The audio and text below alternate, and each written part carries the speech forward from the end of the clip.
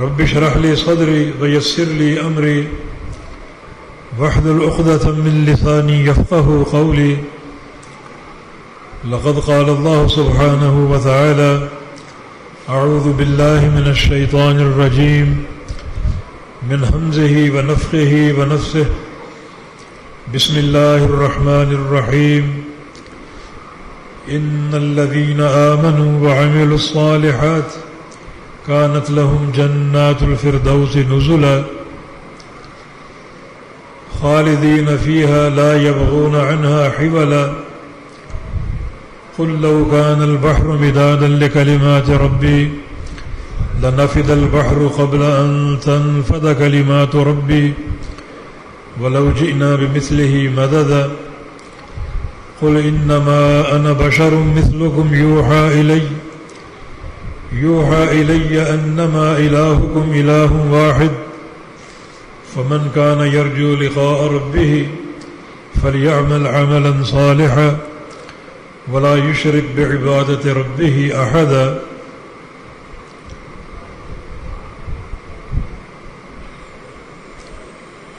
آج کے خطبہ جمعہ میں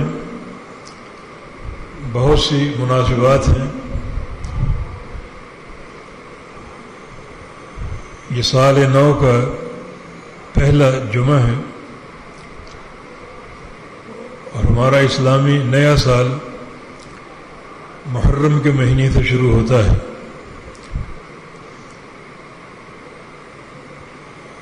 یہ ہجری تقویم ہے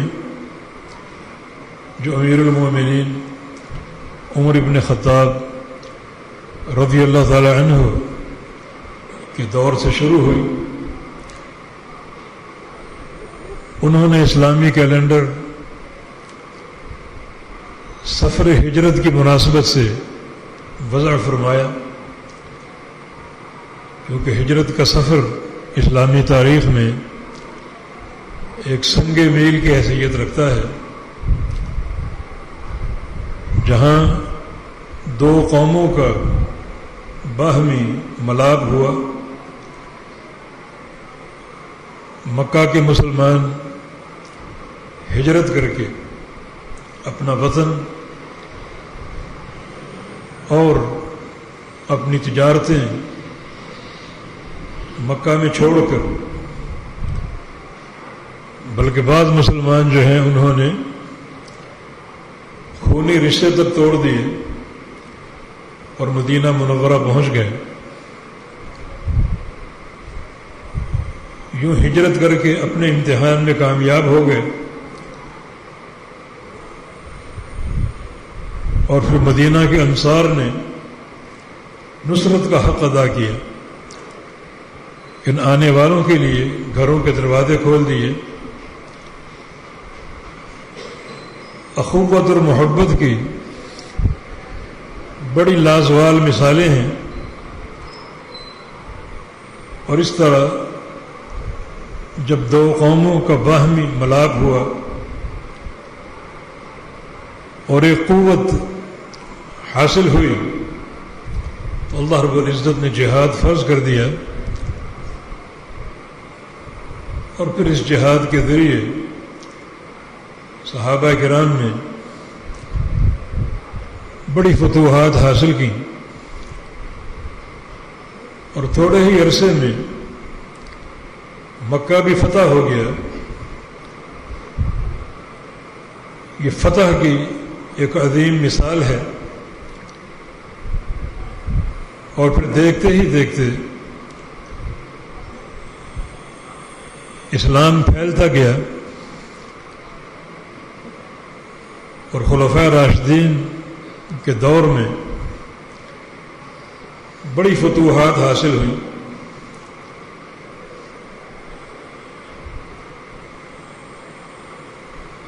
صرف ایک امیر عمر بن خطاب رضی اللہ عنہ نے تقریباً آدھی دنیا فتح کر لی.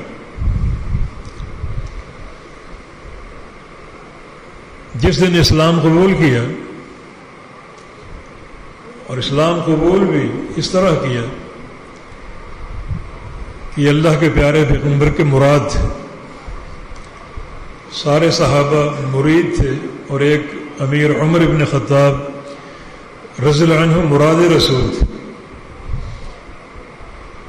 ایک بار آپ نے پوری رات دعا کی تھی کہ اللہ یا تو خطاب کا بیٹا عمر دے دے یا ہشام کا بیٹا عمر دے دے. اللہ تعالیٰ نے یہ دعا قبول کر لی اور عمر ابن خطاب آپ کو عطا فرما دیا.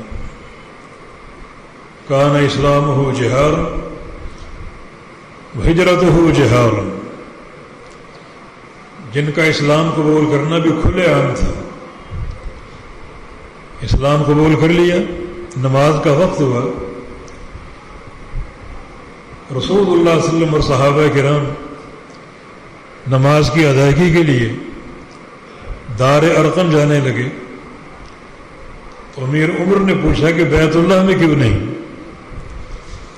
میں کہ عمر تمہاری قوم روکتی ہے، ظلم کرتی ہے.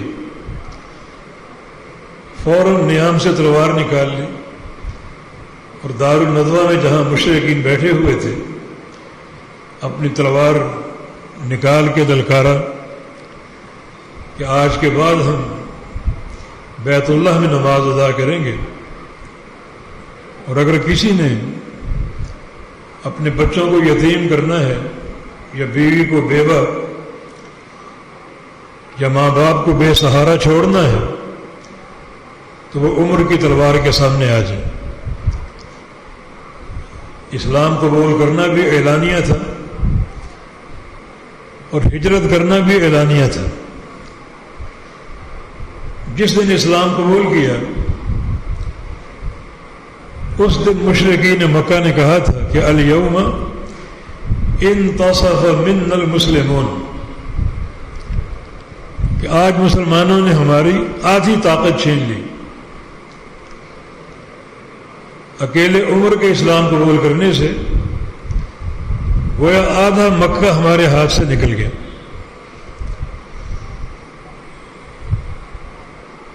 تقریباً 22 لاکھ مربع میل کا علاقہ فتح کیا. اور بعض مغربی معاصرین کا قول ہے ایک عمر اور پیدا ہو جاتا تو پوری دنیا پر اسلام کا جھنڈا لہراتا. رسول اللہ صلی اللہ علیہ وسلم نے فرمایا تھا ان اللہ جعل الحق علی لسان عمر وقلبہ. اللہ رب العزت نے عمر کے دل پر اور زبان پر حق لکھ دیا ہے. ما سلک عمر فجا الا وسلک الشیطان فجا غیر فج عمر. جس گلی سے عمر گزرتا ہے شیطان وہاں سے بھاگ جاتا ہے. ایک بار نماز فجر کے بعد رسول اللہ صلی اللہ علیہ وسلم نے اپنا خواب بیان کیا کہ مجھے دودھ کا پیالہ دیا گیا اور پینے کو کہا گیا. خواب میں نے وہ پیا اور خوب سیراب ہو گئی، حتیٰ کہ سیرابی میری انگلیوں سے ٹپک رہی تھی، مگر دودھ بچ گیا. میرے سامنے بہت سے میرے ساتھی بیٹھے ہوئے تھے. میں نے وہ بچا ہوا دودھ عمر ابن خطاب کو دے دیا. انہوں نے وہیں سے منہ لگا کر پیا جہاں سے میں نے منہ لگا کر پیا تھا. صحابہ نے پوچھا فما اولتہ ہو یا رسول اللہ، یا رسول اللہ اس کی آپ نے تعبیر کیا کی؟ فرمایا کہ اولت العلم یا اولت الدین، دو طرح کے الفاظ ہیں کہ اس خواب میں دودھ سے مراد علم ہے یا دین ہے. گویا میرے علم کی وراثت اور علم نشر کرنے کی حقیقی جانشینی عمر ابن خطاب کو سونپی جائے گی. اور اس حدیث سے بعض محدثین نے یہ استنباط بھی کیا ہے کہ جو بھی علماء ہیں اور دین کے طلباء ہیں، خاص طور پہ حدیث کے طالب، وہ در حقیقت اسی پیالے سے دودھ پی رہے ہیں جس سے پیارے پیغمبر نے پیا، اپنے ہونٹوں کو اسی مقام پر لگا کر جہاں اللہ کے پیارے پیغمبر کے ہونٹ تھے۔ اور یہ ایک ہی حدیث علم کے طلباء کے لیے بہت بڑی بشارت اور سعادت ہے۔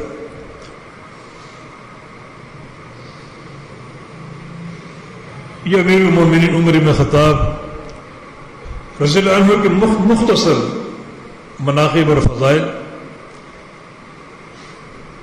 دنیا کے سب سے بڑے فاتح، سب سے بڑے کمانڈر،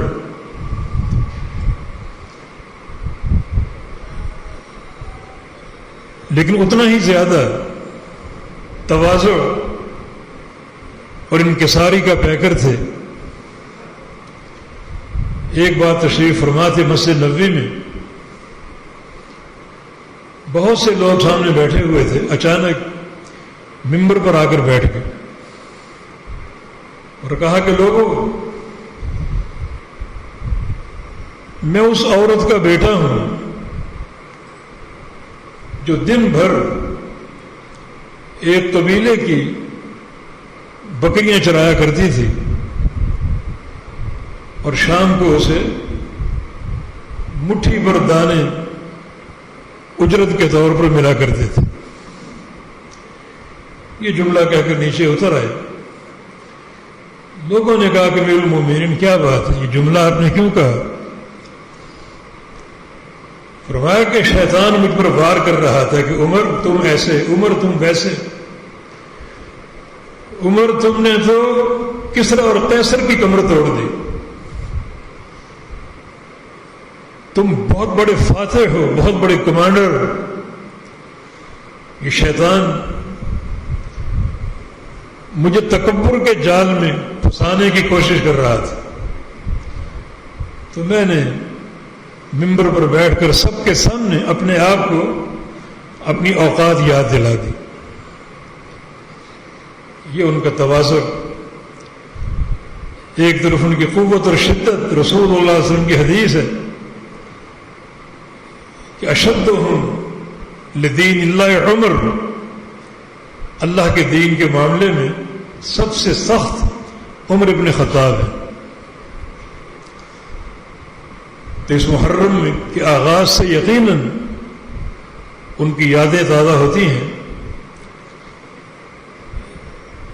کہ ہمارا یہ ہجری جو تقویم ہے، ہجرت کے سفر سے، ہجرت کی مناسبت سے اس کیلنڈر کا آغاز کیا گیا، یہ سیدنا عمر کی سوچ اور ان کی منہجی فکر ہے، کیونکہ سفر ہجرت در حقیقت ایک سنگ میل ثابت ہوا جب دو جماعتوں کا ملاپ ہوا، مہاجرین کی ہجرت اور انصار کی نصرت، اور پھر علاقوں کے علاقے فتح ہو گئے، مسلمان چھا گئے۔ تو اسی عظیم منہجی موڑ کی یاد میں یہ ہماری تقویم ہے۔ محرم کا مہینہ اس لحاظ سے بھی امیر المومنین کی یاد آتی ہے کہ یکم محرم کو ان کو شہید کیا گیا۔ ایک مجوسی غلام ابو لؤلؤ جس نے عین نماز کی حالت میں آپ پر وار کیا اور آپ نے جام شہادت نوش کیا، اور آپ کو شہادت کی ڈگری خود رسول اللہ صلی اللہ علیہ وسلم نے دی تھی۔ ایک بار جنگ میدان احد میں، احد پہاڑ پر آپ چڑھے ہوئے تھے، ابوبکر صدیق آپ کے ساتھ تھے، عمر بن خطاب آپ کے ساتھ تھے، عثمان غنی آپ کے ساتھ تھے۔ اچانک پہاڑ میں ارتعاش پیدا ہوا، احد پہاڑ ہم سے محبت کرتے۔ نبی علیہ السلام کی حدیث ہے کہ ھذا احد یحبنا ونحبہ، یہ احد پہاڑ ہم سے محبت کرتا ہے اور ہم اس پہاڑ سے محبت کرتے ہیں۔ اس محبت کی کوئی تعویل نہیں، یہ محبت اپنے ظاہری معنی میں ہے۔ وہ پہاڑ ایک جماد ہے، پتھر ہے، اور پتھروں کے اندر محبت کرنے کی صلاحیت نہیں ہوتی، مگر اللہ رب العزت ہر شے پر قادر ہے۔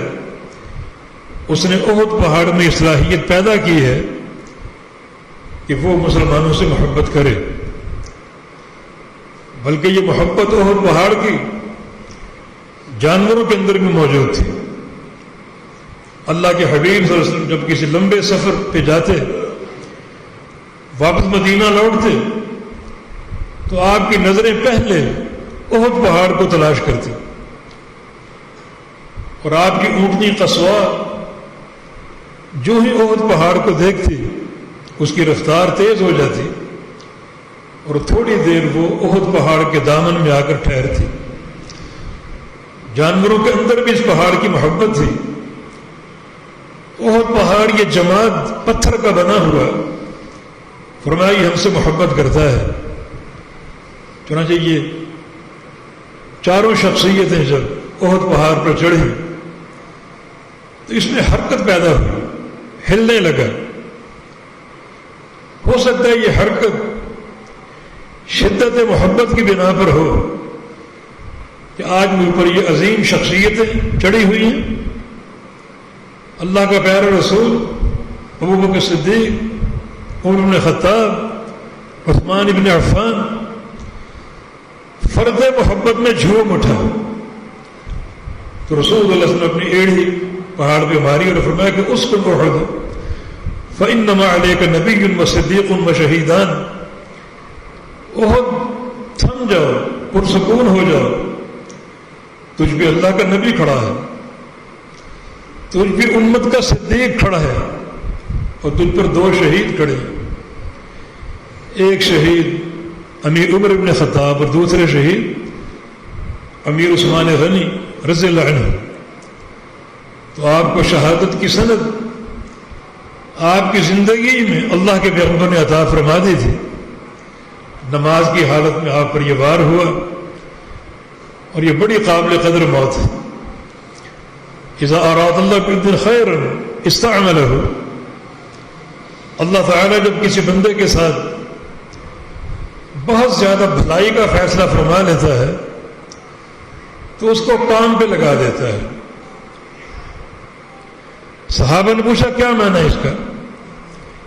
فرمایا کہ یوفقہ لعمل صالح ثم یقبضہ علیہ، کہ اللہ تعالیٰ اسے نیک اعمال کی توفیق دیتا ہے اور وہ نیک اعمال کرتا جاتا ہے حتیٰ کہ وہ نیکی کرتے کرتے اپنے رب سے جا ملتا ہے اور دنیا کو چھوڑ دیتا ہے۔ امیر عمر کی یہ موت شہادت کی موت ہے، اللہ کے پیارے پیغمبر کی نص موجود ہے، اور پھر نماز کی امامت کرتے کرتے شہید ہوئے۔ یحشر الناس علی ما ماتوا علیہ، صحیح مسلم کی حدیث ہے کہ لوگ قیامت کے دن وہی کام کرتے کرتے اٹھیں گے جو کام کرتے کرتے مرے ہوں گے۔ نیکی کرتے کرتے مرے تو قیامت کے دن وہی نیکی کرتے کرتے اٹھیں گے، اور گناہ کرتے کرتے مر گئے تو قیامت کے دن وہی گناہ کرتے کرتے اٹھیں گے، اور قیامت تک اسی نیکی میں رہیں گے، نیکی میں شمار ہوں گے۔ جیسے نبی علیہ السلام کے دور میں ایک حاجی عرفہ کے میدان میں حج کرتے کرتے سواری سے گر گیا اور اس کی روح پرواز کر گئی، تو آپ نے فرمایا تھا کہ کفنوہ فی ثوبیہ، اس کے لیے کفن کا انتظام نہ کرو، اس کی جو احرام کی چادریں ہیں انہی کو کفن بنا دو، ولا تخمروا راسہ، اس کا سر نہ ڈھانپنا، حاجی کا سر ننگا ہوتا ہے، ولا تحنثوہ، خوشبو نہ لگانا، فإنه يأتي يوم القيامة ملبيا، یہ شخص قیامت کے دن تلبیہ پڑھتا ہوا اٹھے گا، دنیا نفسی نفسی پکار رہی ہوگی، اور یہ لبیک اللہم لبیک پکار رہا ہو، تو اس کو حالت احرام میں رہنے دو، مانا قیامت تک یہ حج کرتا ہوا شمار ہو۔ تو جس نیک عمل پر امیر عمر کی موت آئی، جو اللہ تعالیٰ کی ایک دین ہے اور بہت بڑی سعادت ہے، موت تو سب کو آنی، یقیناً یہ ان کے لیے موجب خیر و برکت ہے کہ ایک نیکی کرتے کرتے فوت ہوئے، اسی نیکی میں قیامت تک لکھے جائیں گے، اور وہی نیکی قیامت کے دن کرتے ہوئے اٹھیں گے۔ یہ امیر عمر ابن خطاب رضی اللہ عنہ، ان کے مختصر مناقب اور ان کی شہادت کا مختصر سا قصہ۔ تو یہ محرم کا مہینہ اس لیے بھی ایک اہمیت کا حامل ہے کہ ہماری تقویم کا پہلا مہینہ ہے اور یہ حرمت والا مہینہ۔ ان عدت الشہور عند اللہ 12 شہر، اللہ تعالیٰ کے ہاں مہینوں کی تعداد 12 ہے، اور یہ تعداد اس دن سے چل رہی ہے جس دن سے آسمان اور زمین بنائے گئے۔ روز اول ہی سے یہ تعداد جاری و ساری ہے۔ سورج نکلتا ہے، غروب ہوتا ہے، چاند کی منازل، اس وقت سے یہ چل رہا ہے، آج تک جاری اور قائم اور قیامت تک رہے گا، اور اس دوران ایک سیکنڈ کی تقدیم یا تاخیر نہیں ہوگی۔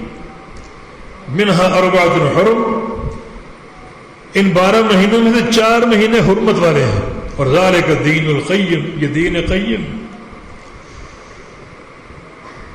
بڑا مضبوط دین ہے۔ اگر تم ان حرمت والے مہینوں کی حرمت کو سمجھو، جب اللہ تعالیٰ نے ان 4 مہینوں کو محترم قرار دیا ہے، یہ حرمات اللہ ہیں، یہ مہینے شاعر اللہ ہیں، وَمَن يُعَظِّمْ شَعَائِرَ اللَّهِ فَإِنَّهَا مِن تَقْوَى الْقُلُوبِ، جو لوگ اللہ کے شاعر کا احترام کرتے ہیں، تعظیم کرتے ہیں، یہ تعظیم ان کے دلوں کے تقوی کی علامت ہے۔ تو محرم ان 4 مہینوں میں سے ایک ہے، ٹوٹل 4 مہینے، 3 مہینے پیدر پہ ہیں، ذوالقعدہ، ذوالحجہ اور محرم، اور ایک مہینہ الگ ہے رجب، جمادہ ثانیہ اور شعبان کے درمیان۔ ان مہینوں کو حرمت والا سمجھو، ان کی تعظیم کرو۔ تعظیم کا تقاضا یہ ہے کہ ان کی تعظیم کا احساس کرتے ہوئے ان مہینوں میں خوب اللہ اور اس کے رسول کی اطاعت کرو، ان کی حرمت کو پامال نہ کرو، مانا گناہوں کا ارتکاب نہ کرو۔ اور یاد رکھو محرم کا مہینہ ان 4 میں سب سے زیادہ تعظیم کے قابل، تعظیم کے مستحق،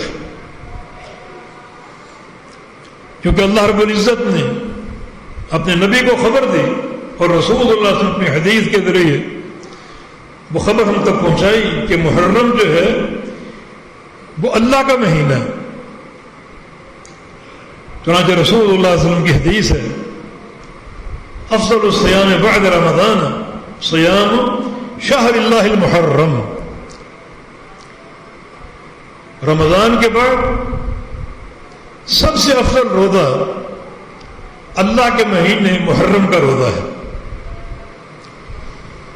یہاں 2 چیزیں بڑی صراحت سے معلوم ہوتی ہیں، ایک محرم کا مہینہ اللہ کا مہینہ، سارے مہینے اللہ کے ہیں، مگر اس کو ایک خاص شرف حاصل ہے کہ جس کو خاص طور پہ شہر اللہ کہا گیا، جس میں یہ نقطہ پوشیدہ ہے کہ یہ مہینہ زیادہ تعظیم کے مستحق ہے۔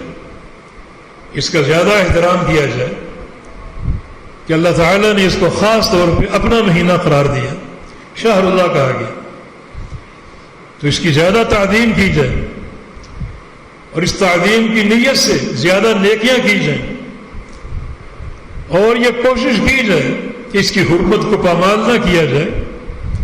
پامال کرنے سے مراد یہ کوئی گناہ نہ کیا جائے اور کسی معصیت کا ارتکاب نہ کیا جائے، جس کو آپ یوں سمجھ لیں کہ مکہ مکرمہ حرمت والا شہر ہے، اب مکہ مکرمہ اور بیت اللہ تعظیم کے مستحق ہے، تو کیا آپ سفر حج پر جائیں اور بیت اللہ میں، خانہ کعبہ میں، مکہ مکرمہ کی سرزمین پر گناہوں کا سوچ سکتے ہیں؟ نہیں، یہ حرمت والا شہر ہے، تو حرمت والا مہینہ بھی خصوصی تعظیم کے مستحق ہے۔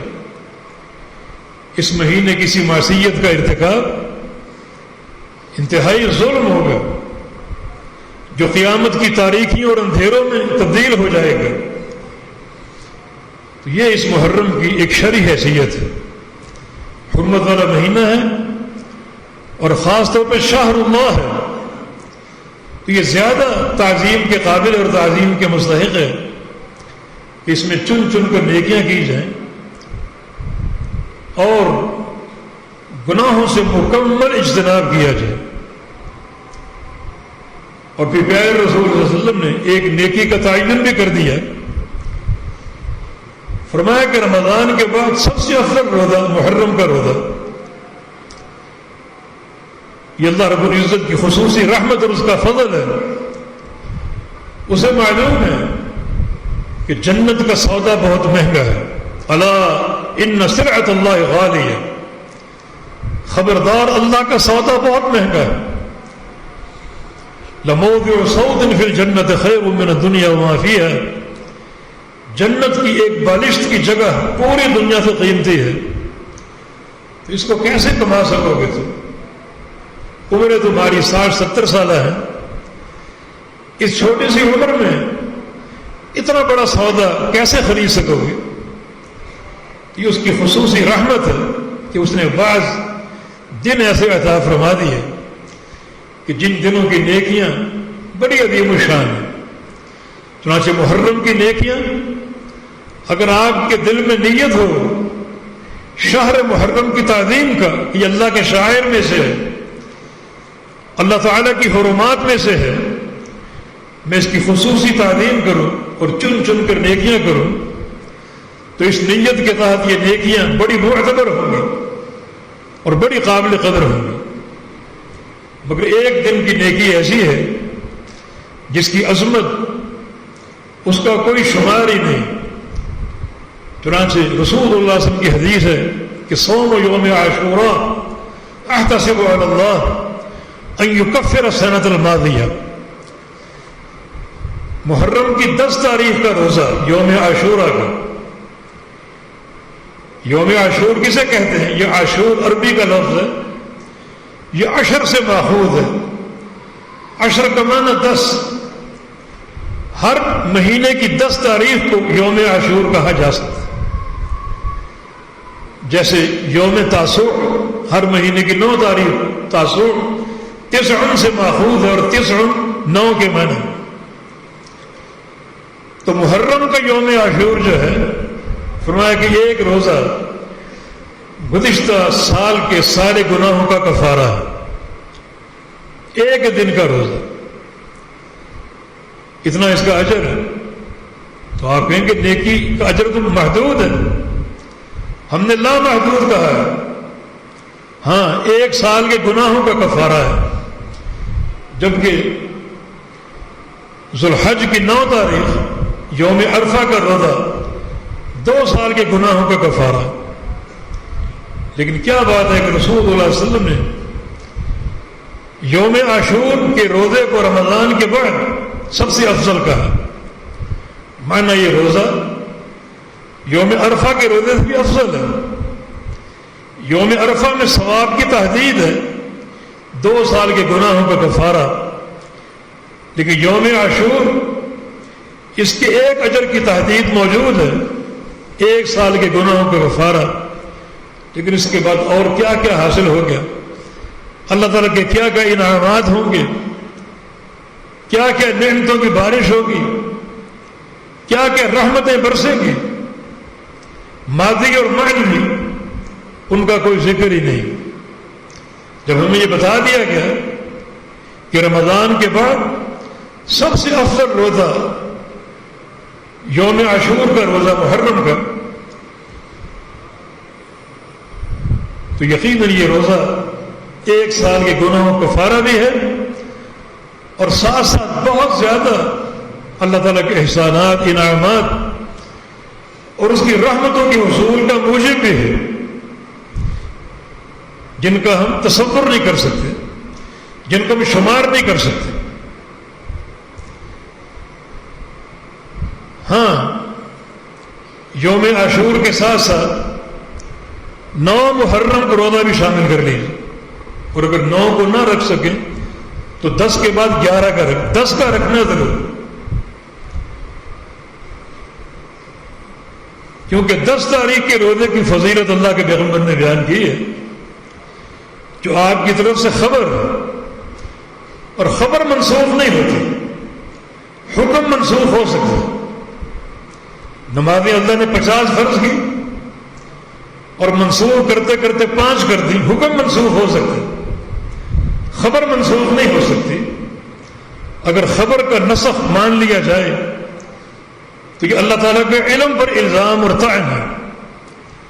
اللہ تعالیٰ کے علم کی توہین ہے کہ وہ اللہ کو معلوم نہیں تھا، وہ خبر جھوٹی تھی، خبر منسوخ نہیں ہو سکتی. 10 کا روزہ ہے ہی ہے، کچھ لوگ اس کو منسوخ تصور کرتے ہیں، لیکن نہیں، یہ خبر ہے کہ 10 کا روزہ گزشتہ سال کے گناہوں کا کفارہ ہے، خبر ہے، خبر منسوخ نہیں ہو سکتی. ہاں، یہود کی مخالفت کرتے ہوئے ایک روزہ اور رکھو، 9 کا یا 11 کا، خالف الیہود والنصارى. یہ یہود اور نصارہ بڑے مبغوض ہیں، نفرت کے قابل ہیں، ان کی مخالفت کرو. وہ ایک روزہ رکھتے ہیں، ہم 2 رکھیں گے. وہ کیوں رکھتے ہیں؟ ان سے پوچھوایا گیا کہ تم یہ 10 کا روزہ کیوں رکھتے ہو؟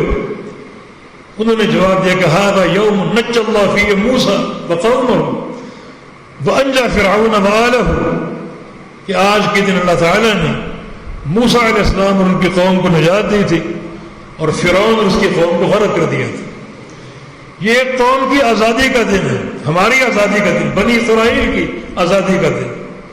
نصوب و شکرا، ہم اللہ کا شکر ادا کرتے ہوئے روزہ رکھتے ہیں. تو رسول اللہ صلی اللہ علیہ وسلم نے فرمایا کہ موسیٰ اخونا، موسیٰ تو ہمارا بھائی ہے. ان یہودیوں کا، ان خبیث قوم کا ان سے کیا تعلق ہے؟ موسیٰ علیہ السلام تو توحید کے داعی تھے اور یہ شرک میں ڈوبے ہوئے ہیں. لعن اللہ الیہود والنصارى اتخذوا قبور انبیاء مساجد. اللہ یہودیوں پر، عیسائیوں پر لعنتیں برسائے کہ جنہوں نے اپنے نبیوں کی قبروں پر سجدہ گاہ بنا لی، نبیوں کی قبروں پر قبے بنا لیے، نبیوں کی قبروں پر مزار بنا لیے. اللہ ان پر لعنتیں برسائے.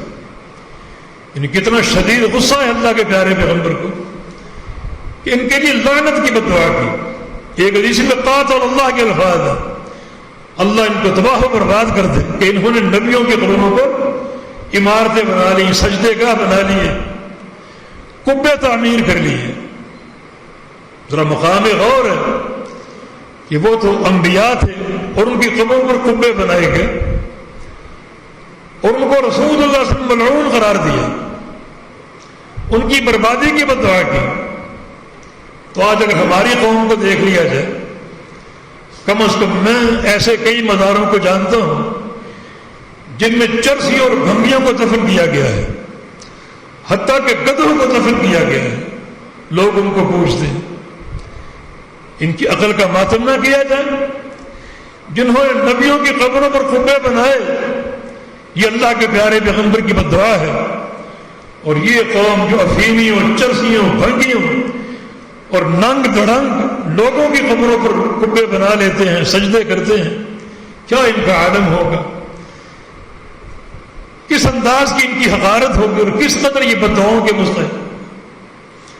میں کہ موسیٰ تو ہمارا بھائی، توحید کے ناطے ہم سارے انبیاء عقیدہ توحید کی بنا پر ایک دوسرے کے اللاتی بھائی ہیں. ان کا کیا تعلق ہے؟ یہ روزہ ہم رکھیں گے، لیکن چونکہ یہود بھی ایک روزہ رکھتے ہیں، ہم ان کی مخالفت کریں گے. لن اشت القابل الاسلوب النطاس والعاشر، کہ آپ نے 9 اور 10 کا روزہ رکھنے کا اندیا دیا کہ آئندہ سال اگر رہے تو 9 اور 10 کو 2 روزے رکھیں گے تاکہ ان کی مخالفت ہو جائے.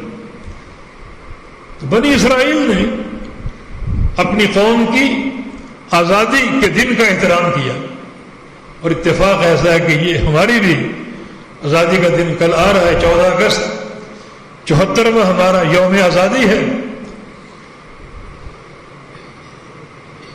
اس آزادی کے حصول پر ہمیں بھی اللہ کا شکر ادا کرنا چاہیے کہ اللہ تعالیٰ نے ہمیں انگریز منحوسوں اور ہندوؤں کی نحوستوں سے نجات دی اور یہ آزاد مملکت عطا فرمائی، جو بہت بڑی اللہ کی نعمت ہے. اللہ کا شکر ادا کرنا چاہیے اس نعمت پر، لیکن ساتھ ساتھ جو آزادی کے مقاصد ہیں، جو آزادی کا پیغام ہے، اس پر بھی غور کیا جائے. قائد اعظم اس لحاظ سے محترم ہے، انہوں نے پاکستان کا مقدمہ لڑا اور بڑی کمال وکالت کی، حتیٰ کہ علیحدہ دیش حاصل کرنے میں کامیاب ہوئے.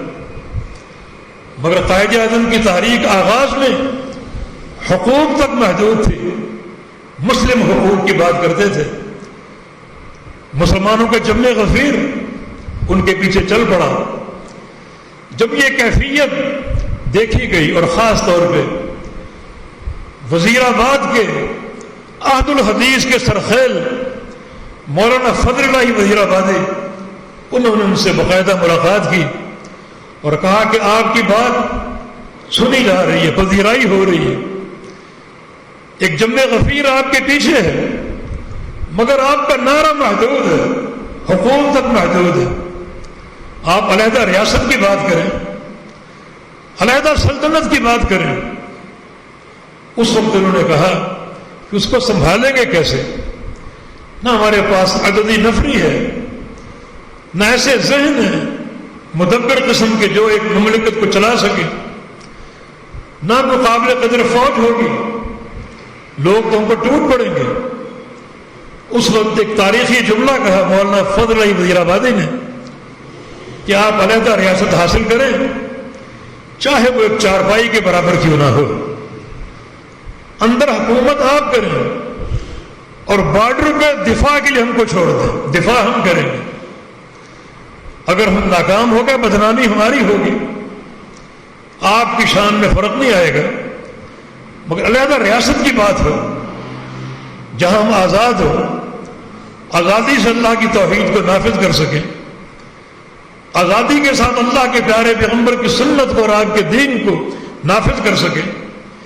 چنانچہ یہ بات، یہ تحریک جو حقوق سے شروع ہوئی، علیحدہ ریاست کے معاملے میں ڈھل گئی. اس وقت ایک نعرہ زباں زد عوام و خواص بن گیا کہ پاکستان کا مطلب کیا؟ لا الہ الا اللہ. تو اس کی حریت میں، اس کی آزادی میں ایک فکر شامل ہے، ایک پیغام بھی ہے اور ایک منہج جس کی اساس ہے، اور وہ اقامت توحید ہے. وہ اب تک ایسی قیادت نصیب نہ ہو سکی جو توحید کو قائم کر سکے، بلکہ توحید کا فہم بھی نہیں ہے، توحید کی سمجھ تک نہیں ہے. ایسے ایسے وزراء ہم پر مسلط ہیں جنہیں قل هو اللہ احد بھی نہیں آتی، وہ بھی ان کو یاد نہیں. یہ کیا بیچارے توحید کی خدمت کریں گے، کیا توحید کی تنفیذ کریں گے؟ یاد رکھو، اسلامی مملکت کی بقا، اس کا قیام اور اس کی مضبوطی اللہ تعالیٰ کی توحید کی اقامت میں ہے.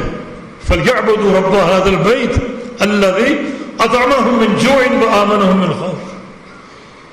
اس گھر کے رب کی عبادت کر لو، یعنی توحید کو سمجھ لو، اللہ رب العزت تمہیں بھوک لگے گی تو کھانا بھی کھلائے گا، اور خوف آئے گا تو امن بھی دے گا۔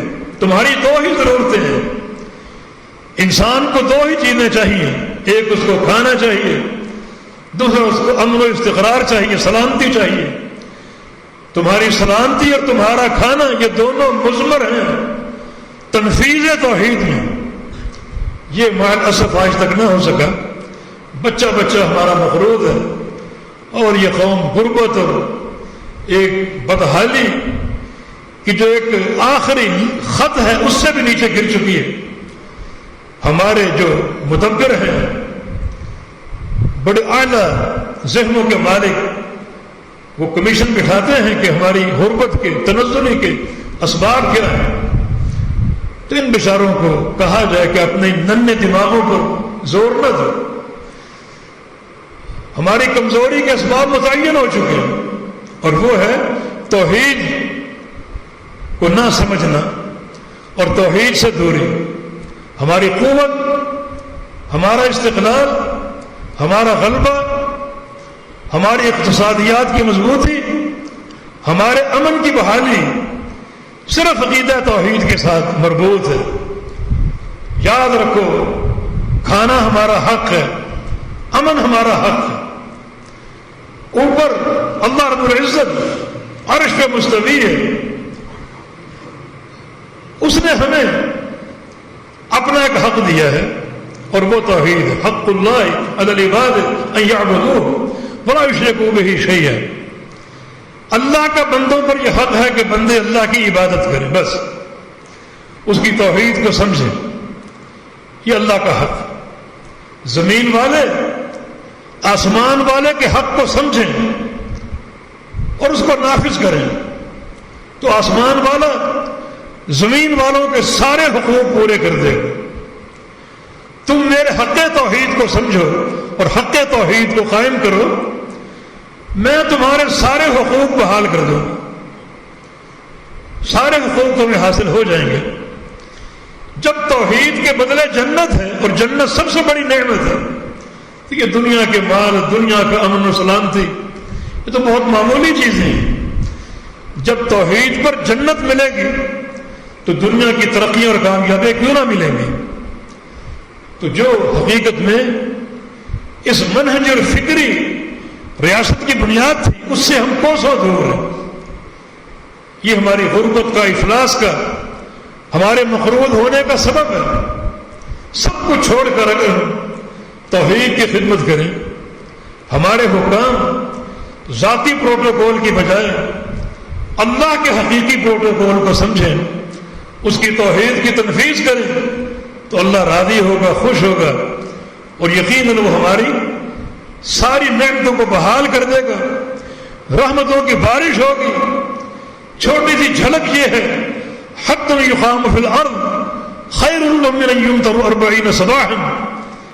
کسی ملک میں یا کسی علاقے میں اللہ تعالیٰ کی ایک حد قائم ہو جائے، کسی چور کا ہاتھ کاٹ دیا جائے، یا کسی زانی کو سنسار کر دیا جائے، کسی شرابی کی پشت پر کوڑے مار دیے جائیں، اللہ اتنا خوش ہوتا ہے کہ انہوں نے میری حد کو نافذ کیا۔ اللہ اس قوم کو اتنا مالا مال کرتا ہے کہ 40 دن نبی علیہ السلام کی حدیث کے مطابق 40 دن اگر پوری زمین پر رحمت کی بارش ہو تو 40 دن کی اس بارش کے نتیجے میں کیا کچھ نعمتیں یہ زمین اگلے گی اور کیا کچھ حاصل ہوگا، اللہ اس سے بڑھ کر اس قوم کی جھولی میں ڈال دے گا جس قوم نے اللہ کی ایک حد کو نافذ کیا ہے۔ تو جہاں ایسے ایسے حکام ہوں جو کوڑوں کی سزا کو شرف انسانیت کی توہین قرار دے، یہ اللہ کے نظام کو، اللہ کے پیارے پیغمبر کے نظام کو انسانیت کی توہین قرار دے، وہ قوم کیسے امن میں رہ سکتی ہے، کیسے اس کی نعمتیں بحال ہو سکتی ہیں؟ جس قوم کے وزراء کہیں کہ سودی معیشت کے بغیر ہمارا گزارا نہیں ہے، وہ قوم کیسے بحال ہو سکتی ہے؟ جس قوم کے حکام ٹیکسوں پر ٹیکس لگاتے جائیں اور ٹیکسوں کے بوجھ تلے عوام کو پیس کے رکھ دے، وہ قوم کیسے بحال ہو سکتی ہے؟ اللہ کا نظام تو ایک ہی ہے، اور وہ یہ ہے کہ لوگوں سے زکوٰۃ وصول کرو، ایک ایک پیسہ وصول کرو، میں تم کو برکتوں سے بھر دوں گا۔ اور یہاں ٹیکسوں کی بھرمار ہے۔ بھلا ریاست مدینہ میں کون سا ٹیکس تھا؟ ریاست مدینہ کا اپنے منہ سے نام لیتے لیتے ان کو شرم نہیں آتی، لیکن کون سا ٹیکس تھا مدینہ منورہ میں؟ ٹیکسوں کے بوجھ تلے عوام کو پیس کے رکھ دیا گیا۔ کہ نبی علیہ السلام کی حدیث معلوم نہیں ہے؟ آپ نے صاحب مکس کے گناہ کو زانی کے گناہ سے بڑا قرار دیا، زانی کے گناہ سے۔ جب مائع مسلمہ نے توبہ کی تھی، جس سے زنا کا ارتکاب ہو گیا تھا، اس پر رجم کی سزا قائم ہوئی، سنسار کیا گیا اور اس کی موت واقع ہوئی، توبہ قبول ہو گئی۔ رسول اللہ صلی اللہ علیہ وسلم نے فرمایا تھا لقد تاب توبۃ لو تاب صاحب مکس لواسعت، مائع مسلمہ جس سے زنا کا ارتکاب ہوا ایسی توبہ کر گیا کہ ایسی توبہ اگر وہ حاکم کر لے جو اپنی رعیت پر ٹیکس لگاتی ہے تو اس کی توبہ اس کے لیے بھی کشادہ ہو اور اس کی مغفرت کا باعث بھی بن جائے۔ تو مانا ایک زانی کا زنا اور اس کا گناہ ہے، اس سے بڑا گناہ اس حاکم کا ہے جو اپنی قوم پر ٹیکس لگائے۔ تو جہاں سراسر دین کی بغاوت ہو، عدالتوں میں وہی نظام آج تک نافذ ہے جو انگریز منحوس نے نافذ کیا۔ ہندوستان کا نظام تعدیر اور پاکستان کا نظام تعدیر، دونوں میں فرق صرف ٹائٹل کا ہے۔ ان کے ٹائٹل ہندوستان لکھا ہوا ہے، ہمارے ٹائٹل پر پاکستان لکھا ہوا ہے، اندر نظام ایک ہی ہے۔ نظام تعلیم میں بہت سے انحرافات ہیں، تو مقصد یہ کہ ہم آزاد تو ضرور ہوئے، ایک بڑی نعمت ہے، مگر جو آزادی کے مقاصد ہیں اور جو ان مقاصد کے ثمرات ہیں اب تک ان سے محروم ہیں۔ 74 سال ہو گئے، نہ ہم اس مقصد کو سمجھ سکے اور نہ ہم دین کی طرف توجہ دے سکے، نہ کسی ایسی قیادت کا انتخاب کر سکے جو قیادت دین کے لیے مخلص ہو، رعیت کے لیے مخلص ہو۔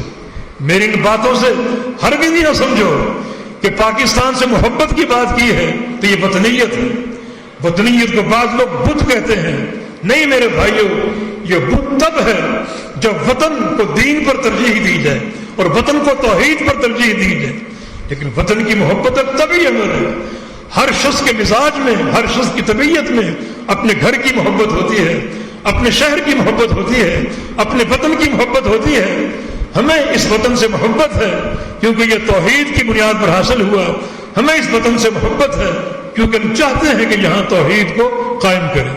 لیکن بحمد اللہ دعوت توحید کی آزادی موجود ہے، ہم جہاں چاہے چوکوں پر کھڑے ہو کر، چوراہوں پر کھڑے ہو کر توحید کی دعوت دے سکتے ہیں، اور یہ پاکستان میں ایک نعمت ہے، ورنہ دیگر اسلامی ممالک میں یہ بات موجود نہیں، ممکن نہیں ہے کہ آپ برسر عام توحید کی دعوت دے سکیں، کہ دین کی بات کر سکیں۔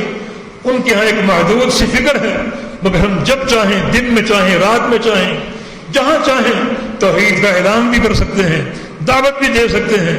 اس لحاظ سے یہ ملک ہمارے لیے ایک جنت کی حیثیت رکھتا ہے، یہاں دعوت کی روک ٹوک نہیں ہے، ہم جب چاہے دعوت کا ایک اعلان کر سکتے ہیں اور دعوت کا محاذ کھول سکتے ہیں۔ اللہ تعالیٰ توفیق دے کہ ہم ان مقاصد کو سمجھیں جو مقاصد اس ملک کی تاسیس میں پنہاں تھے۔ نظریاتی مملکت ہے، توحید اس کی اساس ہے۔ نظریاتی حکومتیں دو ہی قائم ہوئیں، ایک مدینہ منورہ، دوسرا پاکستان۔ اللہ کے پیارے پیغمبر نے جب انصار مدینہ راتوں کو چھپ چھپ کر آپ کے ہاتھ پر بیعت کرتے تھے اور مدینہ آنے کی دعوت دیتے تھے اور شرائط نامہ پیش کرتے تھے کہ آپ جو چاہے شرطیں پیش کر دیں، ہم ساری شرطیں قبول کر لیں گے، تو رسول اللہ صلی اللہ علیہ وسلم نے فرمایا تھا میری شرط کیا ہے؟ میری شرط ایک ہی ہے اور وہ یہ ہے ان تعبدوا ربکم، کہ ایک رب کی عبادت کرنی، بس یہ میری شرط ہے کہ توحید کو نافذ کرنا ہے۔ یہ توحید کی تنفیذ فکری طور پر مدینہ منورہ کی تاسیس میں موجود ہے، اور آج مکہ فتح ہوا، یہاں بھی اسلامی ریاست کا آغاز ہونے جا رہا ہے، تو اللہ کے پیارے پیغمبر نے کیا کیا؟ ایک عملی اقدام کیا اور ایک آرڈیننس نافذ کیا۔ عملی اقدام کیا تھا آپ تلوار لے کر بیت اللہ میں داخل ہوئے اور خانہ کعبہ میں 360 بتوں کو توڑ دیا، ان کی شکلوں کو مسخ کر دیا۔ یہ آپ کا عملی اقدام تھا ریاست کے آغاز میں، اور آرڈیننس کا نافذ کیا، اے علی جاؤ مکہ میں جاؤ، ہر چوراہے پر ہر گھر میں جاؤ، ما وجدت من قبر مشرف الا وسويته وما وجدت من تمثال الا وطمسته، جہاں کو اونچی قبر نظر آئے اسے سطح زمین کے برابر کر دو، اور جو مورتی نظر آئے، بت نظر آئے، اس کی شکل کو مسخ کر دو۔ یہ آپ کا آرڈر تھا۔ اسلامی ریاست کا آغاز ہونے جا رہا ہے۔ آغاز امر دعوت توحید پر قائم ہوتا ہے، آغاز امر تنفیذ توحید پر قائم ہوتا ہے، جو ایک افسوسناک حقیقت ہمارے ہاں اب تک نہ ہو سکا۔